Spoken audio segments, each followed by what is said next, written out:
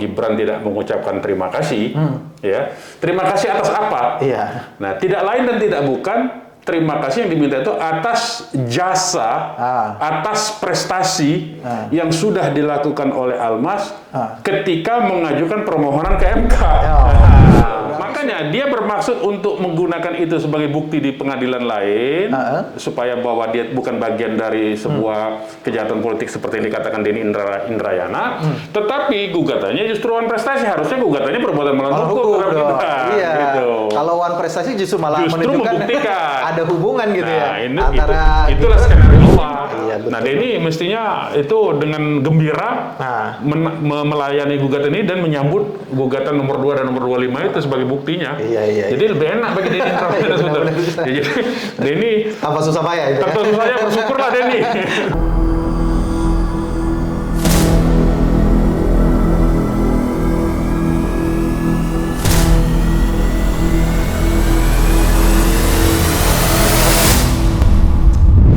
Assalamualaikum warahmatullahi wabarakatuh. Kembali lagi di YouTube channel Halo Pengacara. Apa kabarnya sahabat Halo Pengacara? Semoga dalam keadaan sehat walafiat ya. Dan pada kesempatan kali ini istimewa karena kita akan mengulas isu hukum yang sedang viral di masyarakat terkait dengan dua isu nih. Satu terkait dengan gugatan yang diajukan oleh Almas terhadap Gibran Rakabuming, dan juga yang kedua terkait dengan putusan internasional Court of Justice ICJ. Nah, yang lebih istimewa lagi, kita akan mengulasnya bersama salah satu narasumber yang sudah lama tidak muncul di publik, Bang Munarman. Apa kabarnya, Bang? Alhamdulillah. Sehat, Bang? Sehat. Alhamdulillah. Iya. Bang, ini saya mendapatkan informasi melalui sistem informasi penelusuran perkara Pengadilan Negeri Surakarta, Bang. Ada dua perkara, nomor perkara ya, nomor 25 dan nomor 2 terkait dengan gugatan yang diajukan oleh Almas. Mungkin apa pernah dengar ya, Almas nomor ya? 2 dan nomor 25 ya? Nomor 2 dan nomor 25. Nah, itu perkara yang diajukannya oleh saudara Almas. Abang pernah dengar nama Almas? Ya, kalau nggak salah dia yang pemohon di Mahkamah Konstitusi ya untuk ini ya, apa, undang-undang Pilpres ya? Ya, batasan usia ya, untuk capres dan cawapresnya 40 tahun itu ya, yang kemudian dikabulkan oleh MK. Nah, yang jadi menarik adalah sekarang, Bang, dia menggugat Gibran, Bang, menggugat perdata ya di Pengadilan Negeri Surakarta. Itu judul gugatannya adalah gugatan wan prestasi. Nah, kalau kita baca di sini kita akan tampilkan di sini ada beberapa pernyataan dari kuasa hukumnya Almas mengatakan bahwa gugatan itu didasari pada pasca gugatan atau permohonan uji materi dari Almas yang dikabulkan oleh MK. Kemudian si Mas Gibran ini sama sekali tidak mengucapkan terima kasih kepada Almas. Itu menjadi dasar gugatan wan prestasi dari si Almas nih, Bang. Tapi title gugatannya wan prestasi ya? Wan prestasi, titlenya. Bukan perbuatan melawan hukum, bukan perbuatan melawan hukum, tetapi yang menjadi dasar wan prestasinya itu adalah tidak adanya ucapan terima kasih dari Gibran kepada Almas. Nah, makanya digugat dengan minta ganti kerugian sebesar 10 juta rupiah. Bang. Nah, yang jadi pertanyaan sekarang, Bang, ini kan cukup viral juga nih, ada beberapa hari ini menjadi pembahasan gitu, Bang. Apakah memang pernyataan ucapan terima kasih, Bang, gitu, tidak mengucapkan terima kasih karena mungkin dianggapnya Almas ini sudah menolong Gibran gitu ya, sehingga berhasil menjadi calon gitu ya. Apakah itu bisa dikualifikasikan sebagai katakanlah sebagai sebuah perbuatan wan prestasi ingkar janji gitu, Bang, dalam hukum perdata? Jadi kita untuk menentukan apakah itu ada bisa dijadikan dasar gugatan wan prestasi atau tidak, itu pertama-tama kita mesti jelaskan dulu ya kepada penonton channel ini, channel Halo Pengacara ya, bahwa dalam gugatan perdata yang dengan title wan prestasi itu artinya ada dua belah pihak yang dalam tanda kutip atau katakanlah dalam sudut pandang hukum itu melakukan perbuatan hukum yang saling memberikan imbalan tukar balik. Oke. Ya, saling memberikan imbal balik begitu ya. Jadi antara si A dengan si B ada hubungan hukum. Hubungan hukum ini berupa perbuatan hukum bahwa si A melakukan sesuatu untuk si B melakukan sesuatu juga sebaliknya untuk si A. Jadi itu dulu. Nah, dengan konstruksi yang demikian, adanya hubungan hukum yang timbal balik, ya, artinya kalau dalam hukum perdata itu prestasi dan kontraprestasi, maka kita bisa maknai bahwa penggugat dalam hal ini Almas Saki Biru ya. Saki Biru ini, Almas Saki Biru ini, dia paling tidak dalam versi dia sampai dia mengajukan gugatan itu paling tidak bahwa dia merasa telah melakukan satu perbuatan untuk tergugat yang kemudian tergugat tidak membalas sesuatu ke dia. Itu penting. Penting ya. Iya, penting untuk kita pahami.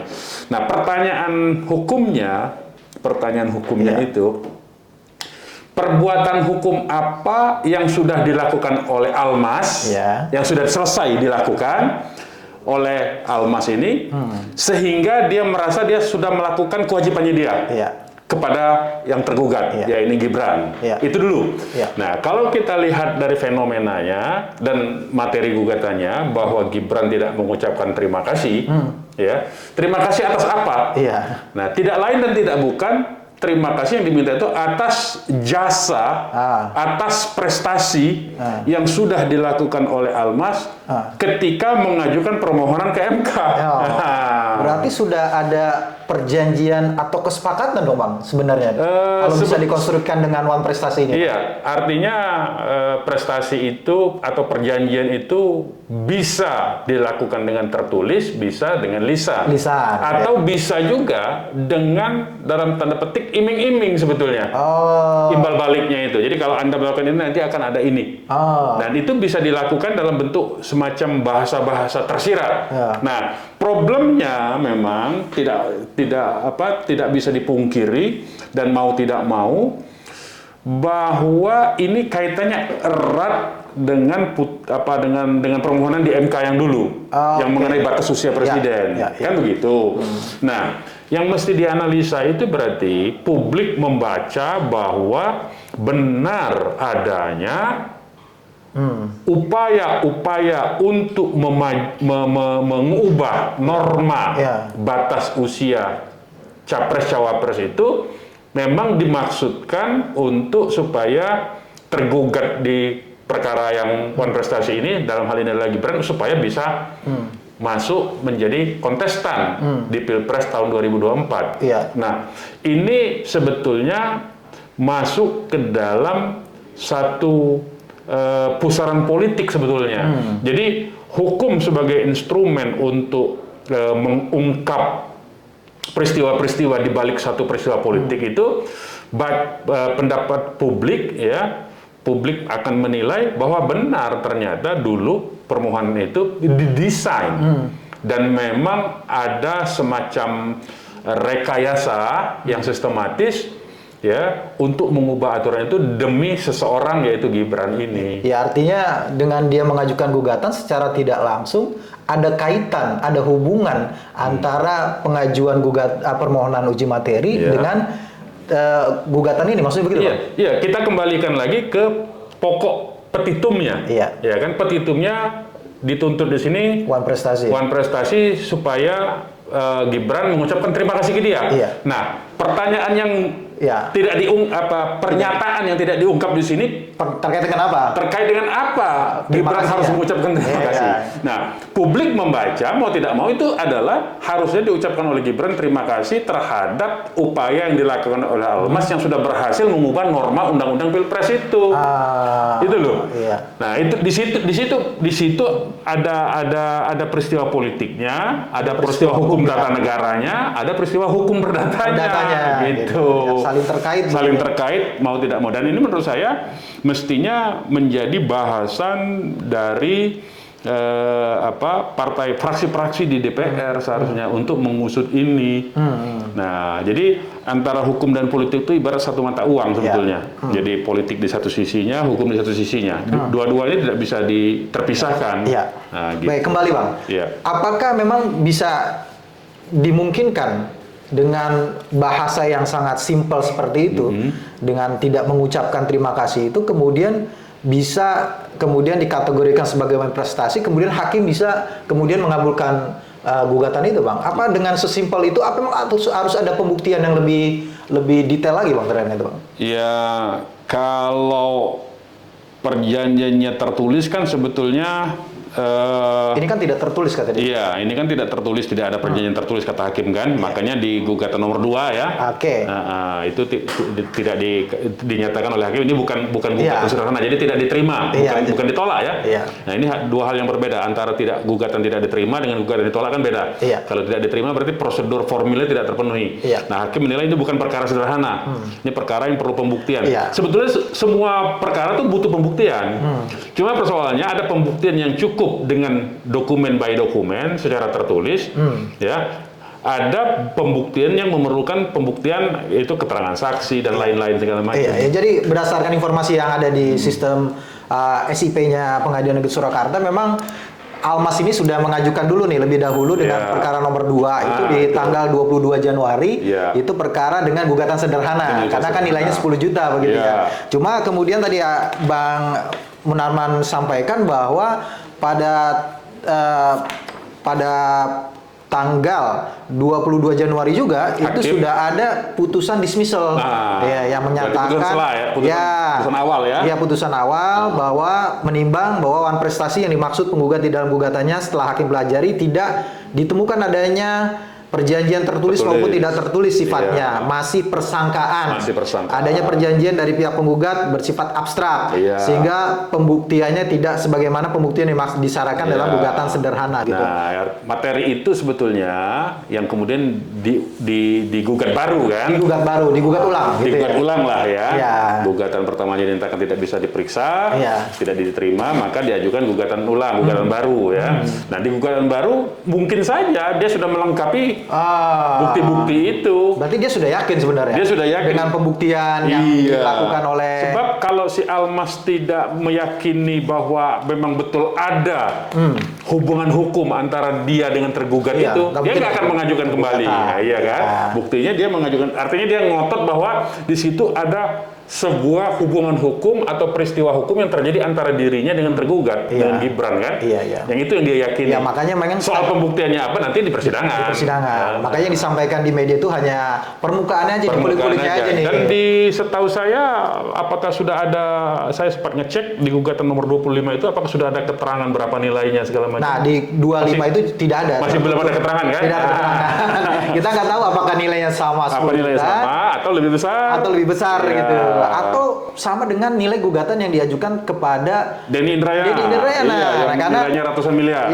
Karena di waktu yang sama, Bang, di tanggal 29 Januari juga, Almas ini dengan kuasa hukumnya mengajukan gugatan PMH justru, Bang, bukan prestasi. Perbuatan melawan hukum terhadap Denny Indrayana di Pengadilan Banjarbaru kalau tidak salah, Kalimantan Selatan gitu ya. Nilai tuntutannya tidak kecil-kecil nih, 500 miliar. Alasannya dia bilang bahwa Arief menyebut Denny menuduh Almas terlibat dalam kejahatan terorganisasi dan terencana setelah uji materi yang dimohonkan oleh yang dikabulkan oleh Mahkamah Konstitusi tersebut gitu, Bang. Nah, Abang melihat ada korelasi nggak, Bang? Gugatan PMH-nya terhadap Denny dengan gugatan wan prestasinya terhadap Gibran, Bang? Nah, justru dengan gugatan ini muncul ya, gugatan terhadap Denny Indrayana, kemudian gugatan terhadap Gibran baik nomor 2 maupun nomor 25. Itu sepertinya ada upaya dari pihak Almas untuk menjadikan gugatan nomor 2 dan nomor 25 itu sebagai bukti dalam gugatan terhadap Denny Indrayana di Pengadilan Negeri Banjarbaru itu. Oh gitu, Bang? Iya, begini. Jadi kan di sini dia mendalilkan dia merasa difitnah oleh Denny bahwa dia adalah bagian dari sebuah kejahatan politik. Ya. Untuk membuktikan bahwa dia bukan bagian dari kejahatan politik, dia harus menggugat bahwa dia bukan bagian dari itu. Oh gitu. Iya kan? Nah, melalui hukum kan? Ya, maksudnya dia begitu. Makanya dia gugat Gibran. Dia gugat Gibran. Untuk membuktikan bahwa dia nggak ada kaitannya. Nggak ada kaitannya. Tapi gugatan itu wan prestasi masalahnya. Bukan PMH. Bukan PMH. Kalau gugatan wan prestasi berarti ada hubungan hukum antara dua belah pihak. Justru malah sebaliknya Bang, kalau wan prestasi itu menunjukkan bahwa ada hubungan antara Gibran dengan Almas. Betul, makanya dia bermaksud untuk menggunakan itu sebagai bukti di pengadilan lain, supaya bahwa dia bukan bagian dari sebuah kejahatan politik seperti yang dikatakan Denny Indrayana, tetapi gugatannya justru wan prestasi, harusnya gugatannya perbuatan melawan hukum. Iya. Gitu. Kalau wan prestasi justru malah menunjukkan ada hubungan gitu ya. Itulah skenario Allah kalau kita lihat. Gitu ya, skenario Allah itu membuktikan justru membuka sendiri. Jadi sebetulnya Denny tinggal menjawab menggunakan sebaliknya. Justru dari pihak, kalau misalnya pihak pengacara Denny ini jadi saran kita kepada pihak pengacara Denny dengan sangat gampang mengambil gugatan nomor 2 dan nomor 25 itu sebagai bukti bahwa memang itu bagian dari yang mau dibuktikan di pengadilan di Banjarbaru itu. Menarik ya. Menarik jadinya. Dan ini menurut saya Denny Indrayana punya peluang untuk membuktikan ucapannya. Untuk membuktikan secara hukum bahwa ucapan yang disampaikan dalam YouTube-nya itu bahwa itu benar. Bahwa ada hubungan. Ada hubungan hukum dengan cara membuktikan melalui gugatan nomor 2 dan nomor 25. Iya, betul. Nah, Denny mestinya itu dengan gembira melayani gugatan ini dan menyambut gugatan nomor 2 dan nomor 25 itu sebagai buktinya. Iya. Jadi lebih enak bagi Denny Indrayana. Jadi Denny tanpa susah payah. Tanpa susah payah, bersyukurlah Denny. Ada bukti sendiri. Ada bukti sendiri bahwa itu wan prestasi. Karena wan prestasi itu tidak lain dan tidak bukan itu membuktikan ada hubungan hukum. Oke, baik. Kalau dari segi substansi nih Bang, kalau Abang lihat dengan kondisi yang mungkin kita juga nggak tahu secara detailnya ya dengan yang seperti yang tadi kita sudah diskusikan di awal, ada berapa kemungkinan, possibility-nya gimana Bang? Gugatan ini bisa dikabulkan? Gugatan Almas bisa dikabulkan? Ya, khususnya terhadap Gibran ya? Sepanjang dia bisa membuktikan, saya kira ya apa-apa poin hubungan hukum dan perbuatan hukum prestasi yang sudah diberikan terhadap Gibran, saya kira majelis hakim, kalau dalam pengertian majelis hakimnya tidak diintervensi ini ya, kita cerita ini ya, dalam pengertian ini memang pertarungan hukum murni ya, tidak melibatkan intervensi politik dan kekuasaan, maka semestinya gugatannya Almas dikabulkan. Ya. Tetapi sebaliknya, kalau intervensi kekuasaan begitu luar biasa, saya kira nasibnya sama seperti permohonan di MK, ya kan? Ada intervensi dari kekuasaan, ada lobby-lobby di balik layar, di balik meja, ya, di belakang layar begitu. Maka akhirnya putusannya mengabulkan kan? Nah, ya kita tidak tahu. Kita berdoa semoga hakim yang di majelis ini hakimnya bersih dan independen, gitu kita harapkan. Begitu. Tapi Abang melihatnya apa Bang dari analisa Abang, kenapa dia mengajukannya tuh sekarang di tanggal 29 Januari ketika mau mulai ada pemilihan umum gitu? Apakah ini juga kaitannya mungkin terkait dengan adanya perkara yang sebelumnya Bang? Karena kan secara pribadi Almas sama Gibran ini kan pernah jadi tergugat Bang, dan sekarang masih dalam proses gugatan perbuatan melawan hukum. Diajukan oleh Dr. Andes Aryono Lestari Bang. Itu menggugat Almas Sakit Biru dengan Gibran Rakabuming Bang, ada di Pengadilan Negeri Surakarta. Itu nilai gugatannya itu, gugatan materialnya ya, materialnya 1 juta dikalikan dengan jumlah pemilih tetap pemilihan umum yakni sebesar 204.807.222 sehingga menjadi totalnya 240.870.222 juta rupiah. Apakah ada kaitan dengan ini? Almas dan Gibran justru sebagai tergugat. Kan? Nah, ini kan kaitannya kalau kita lihat kenapa si penggugat ini mengaitkan, justru menjadikan Almas dan Gibran sebagai tergugat dan kemudian mengaitkan dengan DPT itu ya, yang dikaitkan itu 1 juta per DPT itu ya? Iya, 1 juta kali 200. Kali 2 per jumlah DPT kan kita. Nah itu artinya si penggugat yang dalam nomor berapa nih gugatannya nih? Ini nomor 283 tapi tahunnya 2023, Bang. 2023. Selasa 14 November 2023. Itu setelah putusan MK. Gugatannya PMH kan? Gugatannya PMH. Nah, itu artinya si penggugat ini di 283 nomor 283 tahun 2023 ini menganggap bahwa putusan MK yang mengubah norma Undang-Undang Pemilu tentang syarat usia capres dan cawapres itu berarti telah merugikan pemilih di Indonesia. Nah, itu asumsi dasarnya kan. Nah, dengan asumsi dasar begitu artinya mau tidak mau kan Almas itu tadi saya bilang dia berupaya melepaskan diri dari lingkaran kaitan politik itu. Makanya dia mengajukan gugatan ke Gibran sebetulnya. Jadi itu upaya dia untuk melepaskan diri. Dianggap bagian dari supaya tidak dianggap bagian dari kekuasaan sebetulnya. Gitu. Nah, cuman konstruksi dia wan prestasi lagi-lagi begitu kan. Justru yang di sini bukti tambahan menurut saya di gugatan nomor 283 ini kalau memang masih pemeriksaan pembuktian justru menjadi bukti tambahan. Harusnya ya. Menjadi bukti tambahannya dari pihak siapa nih? Penggugat ini. Penggugat yang ini. Dr. Andes Aryono Lestari. Iya, harusnya menjadi bukti tambahan bahwa ada gugatan itu yang menyatakan bahwa si Almasnya merasa ada hubungan gitu loh. Ini kan kaitannya dengan itu pasti. Nggak mungkin ya mengaitkan dengan jumlah DPT per DPT 1 juta itu.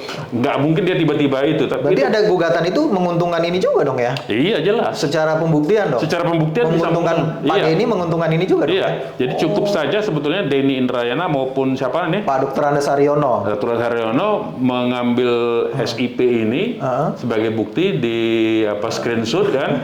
Itu jadi buktikan saya ini ada hubungannya. Ini buktinya Almas mengaku wan prestasi ya. Berarti ada hubungan hukum antara dia dengan yang digugat.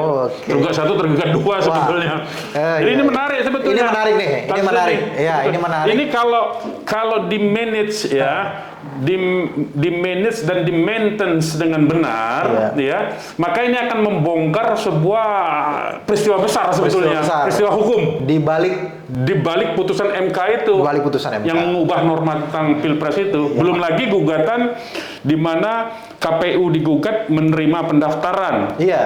Pada saat norma peraturan KPU-nya belum diubah. Baru diubah kemudian setelah putusan MK, tapi putusan PKPU-nya belum diubah, walaupun sudah ada putusan MK, tapi PKPU-nya belum diubah, tapi sudah diproses itu pendaftaran Gibran. Diterima pendaftaran. Dan diterima pendaftaran terima. Nah, itu yang menurut saya mengaitnya ini menurut saya para ahli hukum tata negara dan ahli-ahli hukum lainnya patut untuk mencurahkan tenaganya untuk mencermati ini ya? Mencermati dalam pengertian mengangkat isu yang nampaknya sederhana tapi ini luar biasa sebetulnya di balik ini semua. Iya, luar biasa. Begitu. Siap, Bang. Tapi ini menjadi menarik, Bang. Ini jadi ulasan kita di awal. Nanti kita ikuti perkembangan sidang. Ini menarik ya. Betul. Nanti kita akan ulas terus ini isu ini karena tadi sesuai dengan tahapan persidangan ya. Justru sebetulnya persidangan yang kasus 283 pun kalau masih berproses kita bisa minta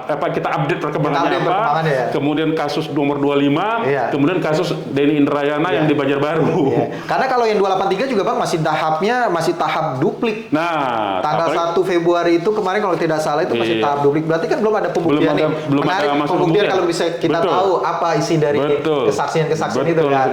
Iya, baik Bang. Kita update lagi nanti ya untuk kasus yang terkait dengan gugatannya Almas terhadap Mas Gibran dan juga terhadap Denny Indrayana gitu ya.